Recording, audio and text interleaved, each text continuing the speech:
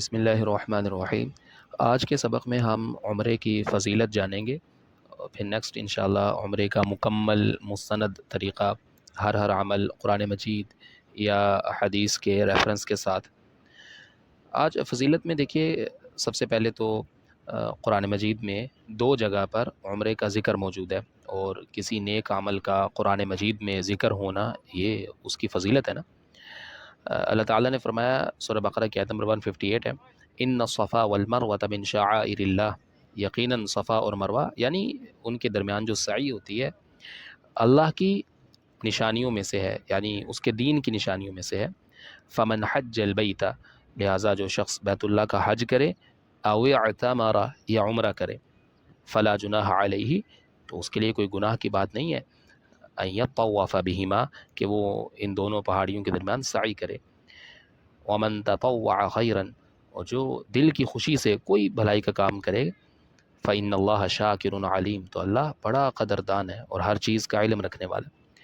تو اس آیت میں عمرے کا ذکر ہے۔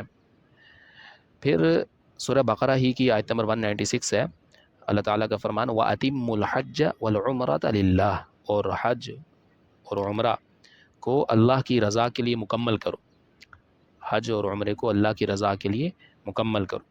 تو یہاں پر بھی عمرے کا ذکر ہے، دو جگہ پر قرآن مجید میں اللہ تعالیٰ نے عمرے کا ذکر کیا بالکل وضاحت کے ساتھ۔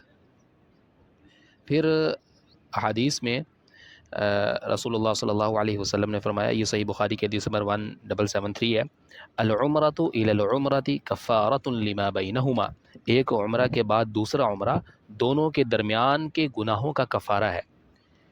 لہٰذا بندے کو کوشش کرنی چاہیے کہ وہ زیادہ عمرے کرے، ایک عمرے سے دوسرے عمرے کے درمیان گناہ ہو جاتے ہیں انسان سے، تو ایک عمرہ دوسرے عمرے کے درمیان جو گناہ ہوں گے، تو دوسرا عمرہ وہ دونوں کے درمیان کے گناہوں کا کفارہ ہے۔ اور پھر یہ سنن نسائی میں 2631، جامع ترمذی میں بھی 810 حدیث ہے، رسول اللہ صلی اللہ علیہ وسلم نے فرمایا تابعوا بین الحج والعمرۃ، حج و عمرہ ساتھ ساتھ کرو۔ ساتھ ساتھ کا مطلب یہ ہے کہ اگر آپ حج پہ جا رہے ہیں تو عمرہ بھی کر لینا چاہیے، اور عمرہ کیا ہے تو کوشش کرنی چاہیے کہ حج کے فریضہ بھی ادا ہو جائے۔ تابعوا بین الحج والعمرۃ، حج و عمرہ ساتھ ساتھ کرو۔ فإنہما ینفیان الفقر والذنوب، کیونکہ یہ دونوں فقر یعنی تنگ دستی کو، غربت کو اور گناہوں کو اس طرح دور کرتے ہیں، کما ینفی الکیر خبث الحدید والذہب والفضۃ، جیسے بھٹی لوہے، سونے اور چاندی کے میل کو دور کر دیتی ہے۔ بھٹی میں لوہا، سونا، چاندی وہ میل نکل جاتا ہے نا، تو جیسے بھٹی میل کو دور کر دیتی ہے، اسی طرح یہ دونوں حج بھی اور عمرہ بھی غربت کو اور گناہوں کو اسی طرح دور کر دیتے ہیں۔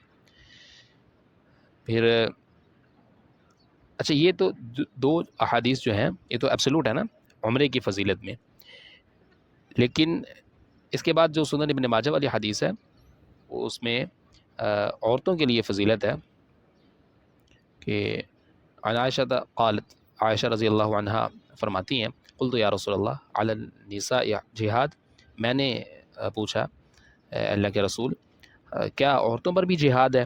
قال نعم، تو اللہ کے رسول صلی اللہ علیہ وسلم نے فرمایا ہاں، علیہن جہاد لا قتال فیہ، عورتوں پر ایسا جہاد ہے جس میں لڑائی نہیں ہے، الحج والعمرۃ، حج اور عمرہ، تو عورتوں پر ایسا جہاد ہے جس میں لڑائی نہیں ہے، حج اور عمرہ، تو یہ عورتوں کے حق میں جہاد کی طرح نا، تو یہ بھی عورتوں کے لیے عمرے کی فضیلت ہے۔ پھر رمضان میں عمرہ کرنا، آپ صلی اللہ علیہ وسلم نے فرمایا فإن عمرة فیہ تعدل حجة، رمضان میں عمرہ کرنا ثواب کے اعتبار سے حج کے برابر ہے، تو اگر رمضان میں عمرہ کی توفیق مل جائے تو کیا کہنے۔